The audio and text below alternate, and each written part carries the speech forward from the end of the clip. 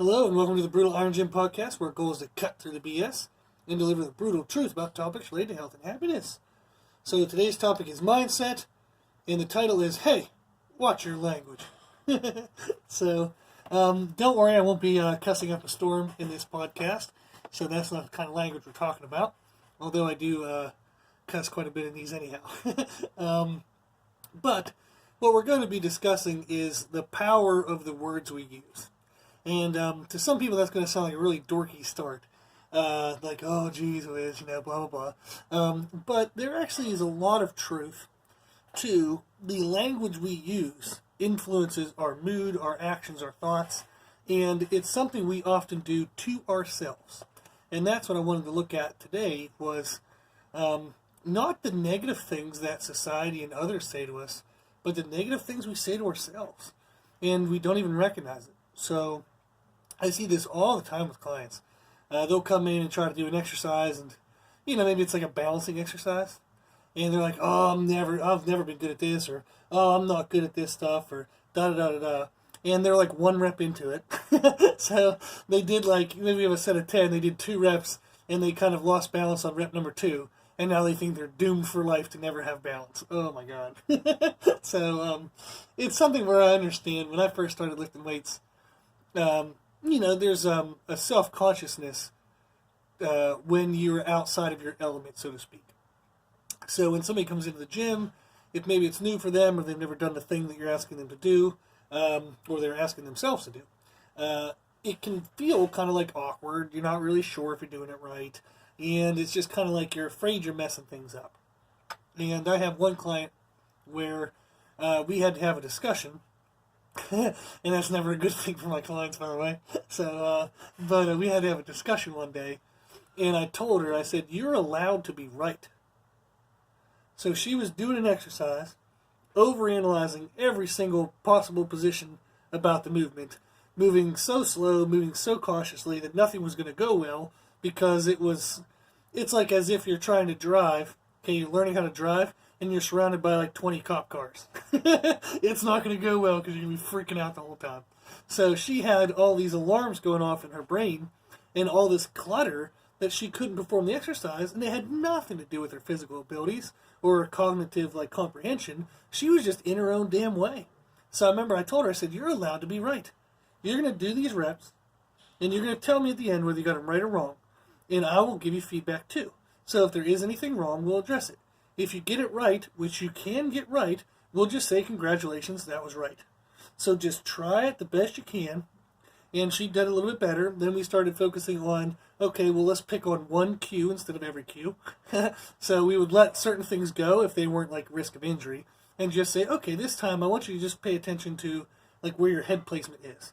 I don't care if you tilt forward in your toes. I don't care if you tilt forward in your hips, in your heels. I just want you to pay attention to your head placement, make sure that stays in place. And then we would start put together the pieces of the puzzle like that. But somebody like that, for example, is before they would even freaking start stuff, they would believe themselves not to be good at it. And that's that kind of negative self-language that we want to find out if we are using, and then completely eliminate that crap.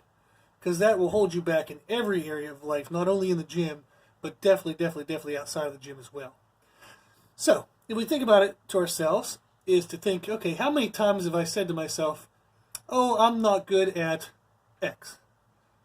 So it's just something that maybe came up in life. Somebody asked you, oh gosh, I'm going to try to struggle here for some examples because I ain't writing it down. Lesson learned on my part.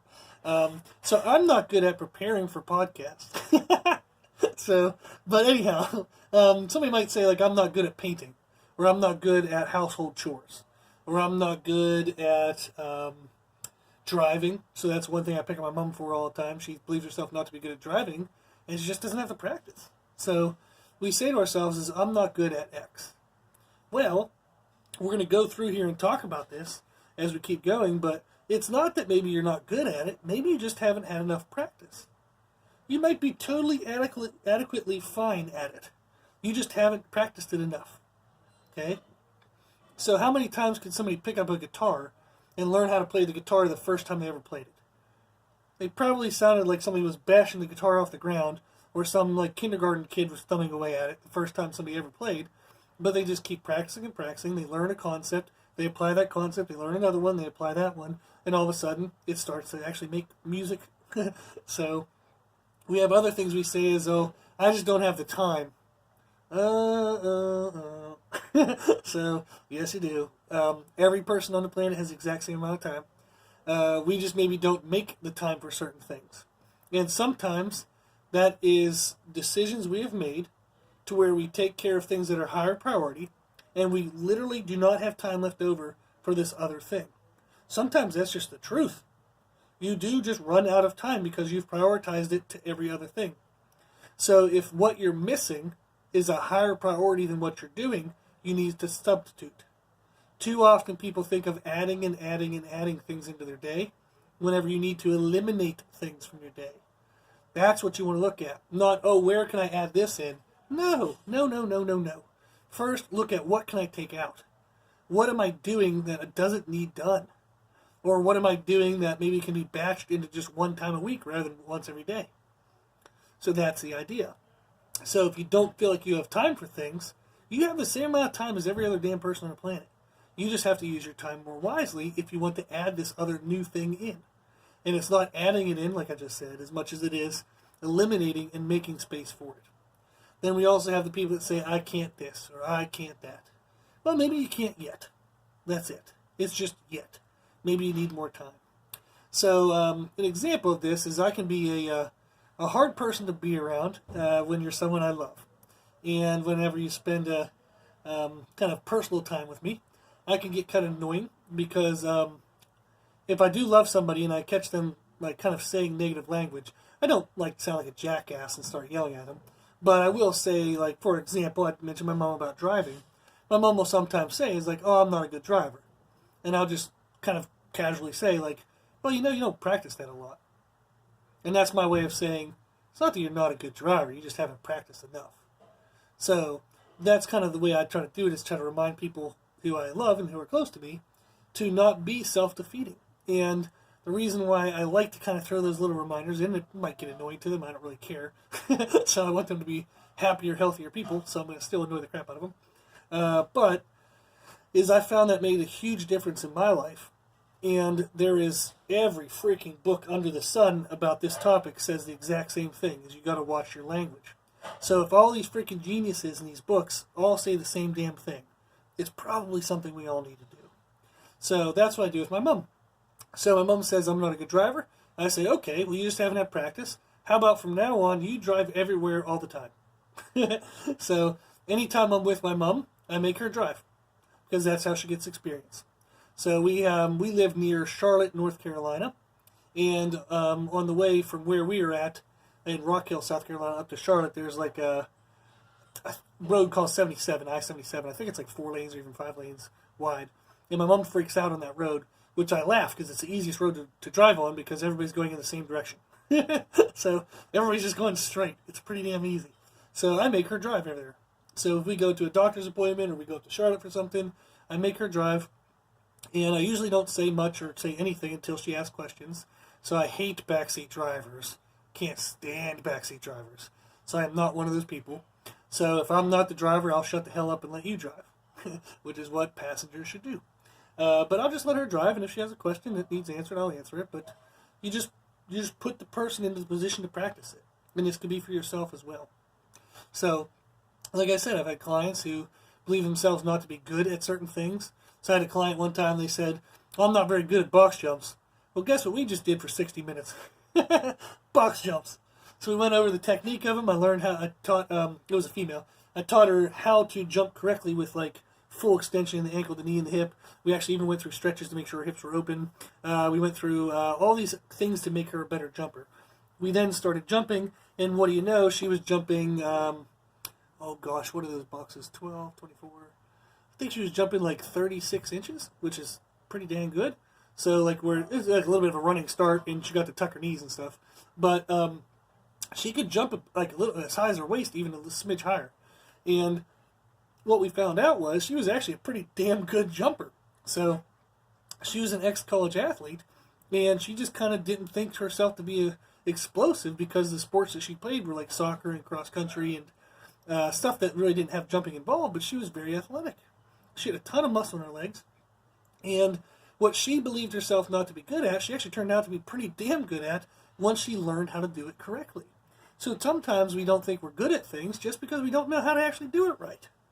And that's everybody on the planet. But sometimes we don't know that there's more to learn. Sometimes we think, oh, I'm just not good at this thing. And then it takes someone like a trainer, for example, showing a person the science of jumping, breaking down the mechanics of it, making sure their body's stretched and opened up to those movements, and then you practice it, and all of a sudden, bam, they're amazing at it. So sometimes it takes somebody to open up our awareness of what yet we can improve. So we might have thought that we've done everything, then all of a sudden we talk to somebody who's an expert in that area, and then boom, our world opens up to what else we can do. So that's the big thing we want to think of is, when we say, oh, I'm not good at X, well, change that language. Instead of saying, I'm not good at something, say, I haven't spent a lot of time practicing this. That's a much healthier way to say it, and it's a much more true, accurate way of saying it. So instead of saying, I don't have the time, say, I wasn't able to open up the time I needed to get this done. So I've unfortunately had to say that to people in my life who have asked me to do things, and I just did not make the time for those things in time that they wanted.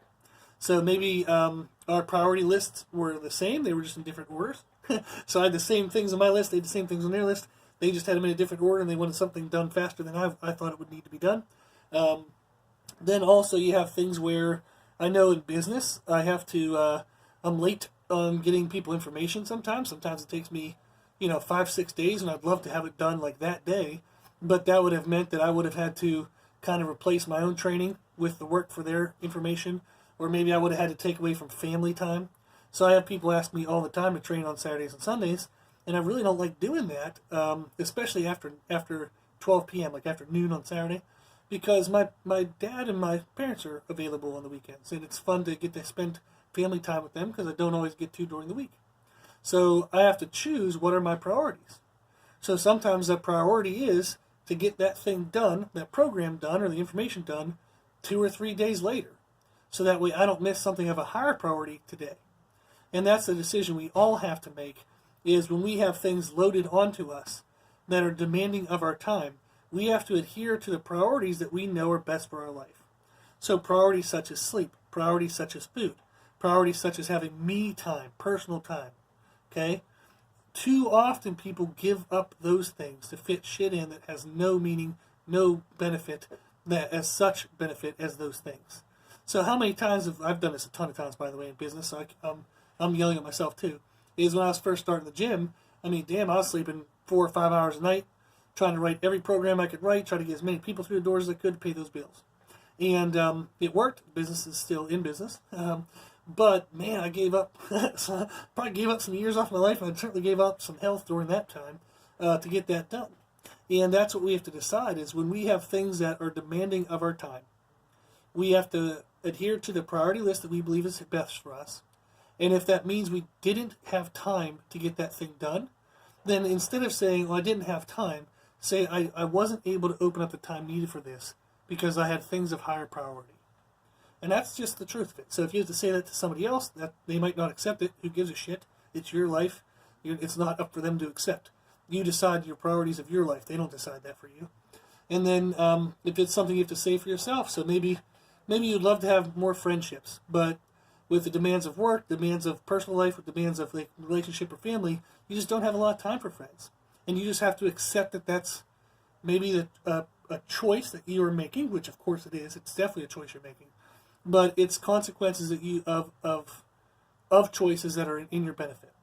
So we don't get to have our cake and eat it too sometimes. So sometimes you do have to have negative consequences to positive choices.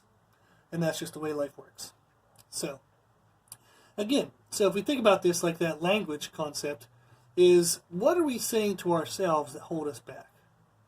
What do you believe you're inadequate or you're not good at? Okay? We all have those quote-unquote self-truths that we believe to be true, but they're not. They're not at all. So I remember like when I first started the business, one of the things I would often say is, oh, I'm not good at accounting. And I actually got straight A's in all my accounting classes in college, I understand accounting. I'm fine at accounting. I just didn't like accounting. It's boring, and I hate all these stupid numbers. So, and whenever I was first, I think some of my younger crowd, or I don't know, probably everybody can relate to what I'm about to say at some point, is at various points in my life I've had very little to no money, and I would have, like, I remember I took this class, Financial Peace. I forget who the guy is. He's very famous, but I forget his name right now. But it's a Financial Peace class, which is like a religious-based, like, financial behaviors kind of class. Like, you learn how to save money and learn how to allocate money in different areas. And I remember taking that class, and somebody was like, well, you should put 10% of your money in this, 5% in that, 20% in this. And I'm looking at it, I'm like, well, what's 20% of zero? I have zero right now. So I have no damn money, and you're telling me I'm supposed to save up $1,000?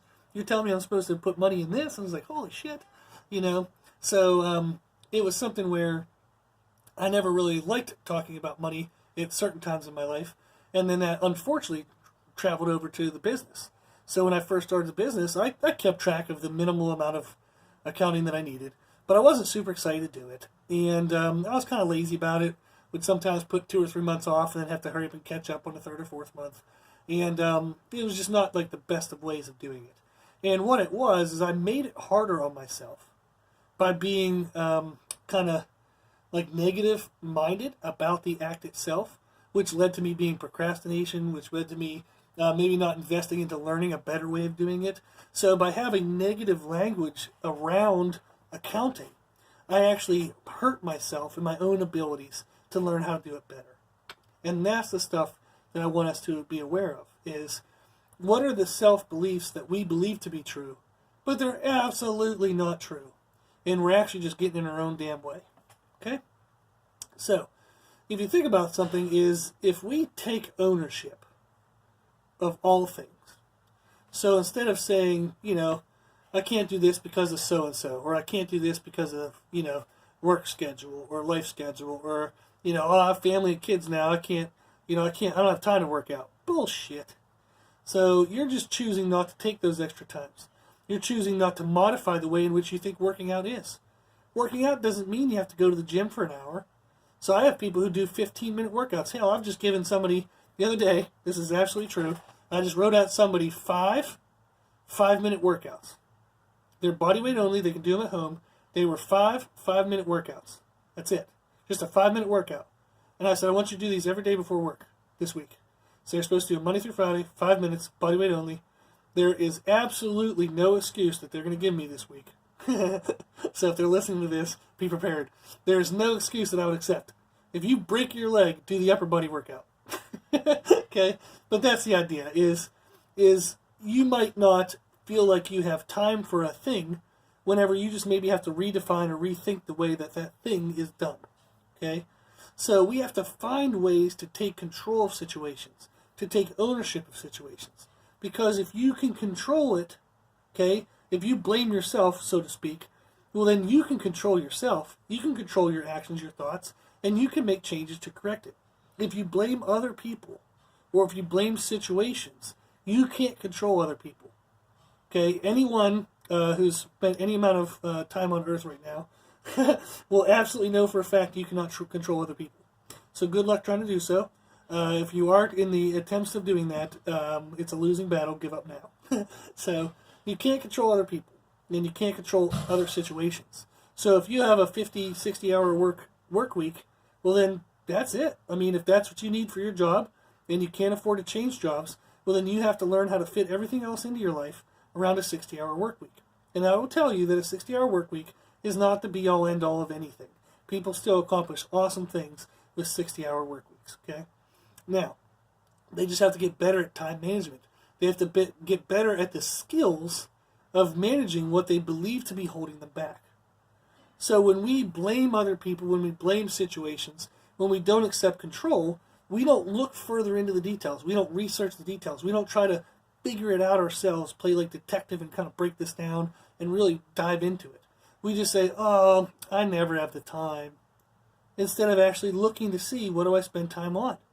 So I had a really good friend of mine once. He did, I maybe don't have all the specifics correct here, but he did a thing with a mentor of his where he would check down or write down everything he did every 15 minutes of the day.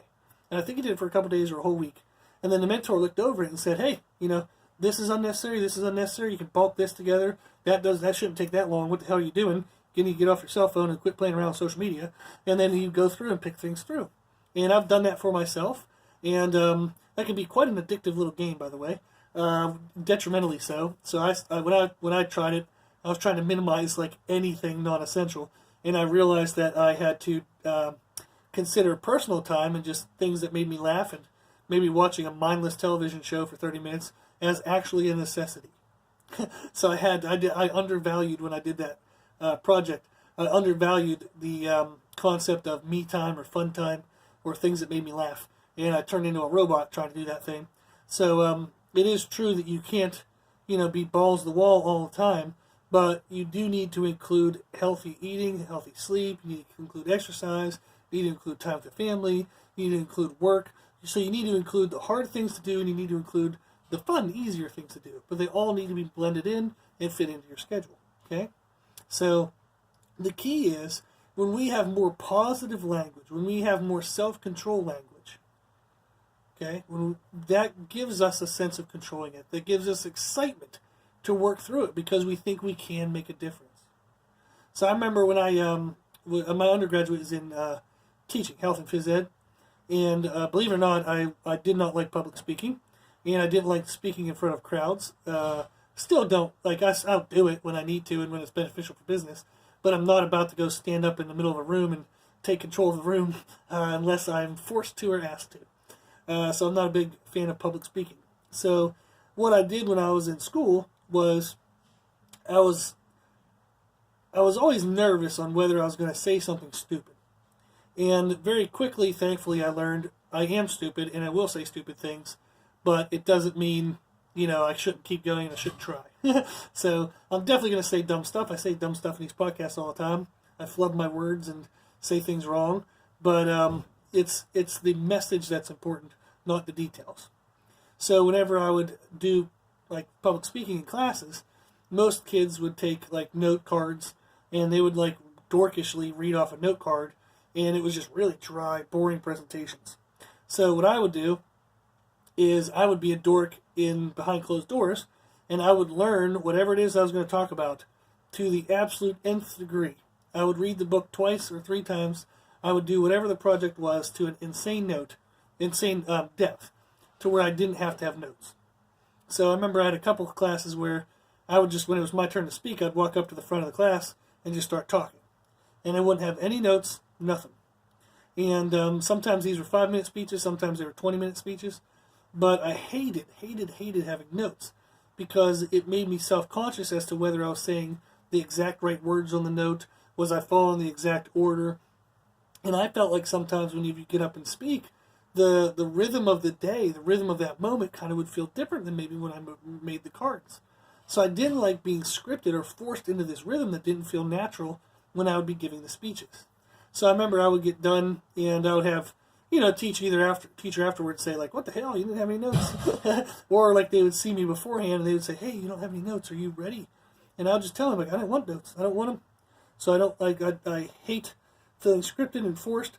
So one of the things that really helped me was just allowing myself to be free-flowing and just do what felt best in the moment. And that was only possible if I really knew the information. So I had to do the work ahead of time. Now, other people love notes, and it makes them feel more secure. They can kind of like wing a little bit, go off the sides here and there, but at least they have this pathway that they can always bounce back to.